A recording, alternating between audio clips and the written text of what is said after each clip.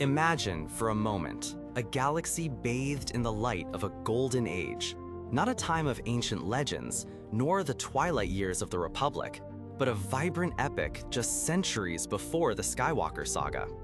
The Jedi of this era are not the weary generals of the Clone Wars, nor the stoic guardians clinging to a dying peace. Instead, picture them, proactive, optimistic, deeply embedded in the lives of the people they serve. A Jedi Master stands on the freshly terraformed surface of a new colony world, his hand outstretched, not in combat, but in welcome. Beside him, a Padawan helps a farmer plant seeds in newly cultivated soil, the Force a warm hum of life around them both. They are the true guardians of peace and justice, an order at the height of its power and influence, guiding the Republic's expansion with a boundless sense of hope. This is the High Republic, a publishing initiative that has peeled back the curtain on a period of unprecedented prosperity and exploration in the Star Wars galaxy. And in understanding this era, we gain a profound and poignant insight into the legacy and the burden of a certain Jedi Master we know so well, Obi-Wan Kenobi. The Jedi of the High Republic are expansive in their vision, not confined to the halls of the Coruscant Temple. They build magnificent hyperspace lighthouses. They mediate disputes on burgeoning frontier worlds. They dive into unknown regions of space, not merely reacting to threats, but actively shaping the future. Their connection to the living force feels immediate and unburdened. Their philosophy less dogmatic, more focused on active compassion and the protection of life. Even their grandest projects, like the Starlight Beacon, shine as symbols of their enlightened presence, beacons of hope and safety for all. They face challenges, certainly, the terrifying nihilistic raiders known as the Nihil, and the mysterious, fear-inducing creatures called the Nameless. Yet, even in conflict, there's an underlying sense of confidence, an almost innocent belief in their own ability to overcome, to restore peace, because peace is the natural state they are accustomed to. They are a flourishing garden, vibrant and strong, and the shadow of the Sith, while present in whispers and ancient texts, is not a clear and present danger it dictates their every move. But every golden age, by its very nature, carries the seeds of its eventual decline. The very success of the High Republic Jedi, their deep integration with a seemingly benevolent Republic, might have subtly eroded their capacity to see external threats when they came from within. Their boundless optimism, while beautiful, might have dulled their senses to the creeping darkness that would eventually manifest.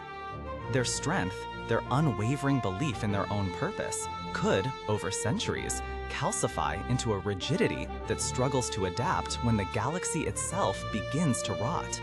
And then we transition, centuries later, to the Obi-Wan Kenobi we know.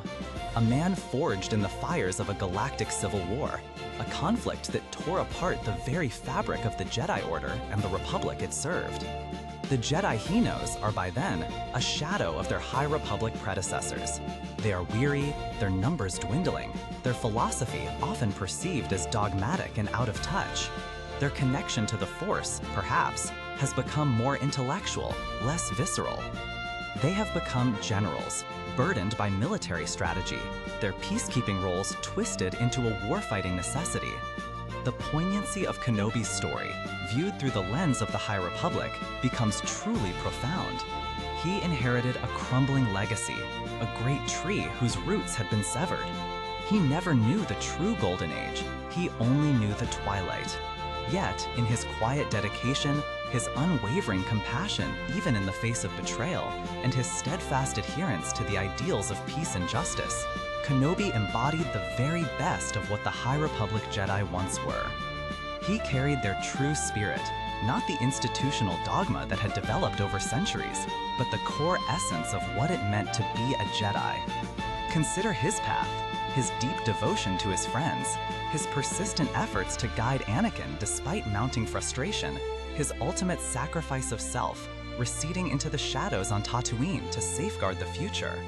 These actions are not the rigid adherence to an ancient code, but the compassionate, proactive guardianship that characterized the High Republic Jedi at their finest. He became the living embodiment of a lost ideal, a single beacon of starlight in a galaxy plunged into darkness. His burden was immense, watching everything he knew crumble. But his heroism lies in his unyielding commitment to the true heart of the Jedi, preserving it not in a grand temple, but in his solitary vigil, waiting for the next generation to rekindle the flame. The High Republic doesn't just show us a glorious past. It provides the stark, necessary contrast to truly understand the height from which the Jedi fell.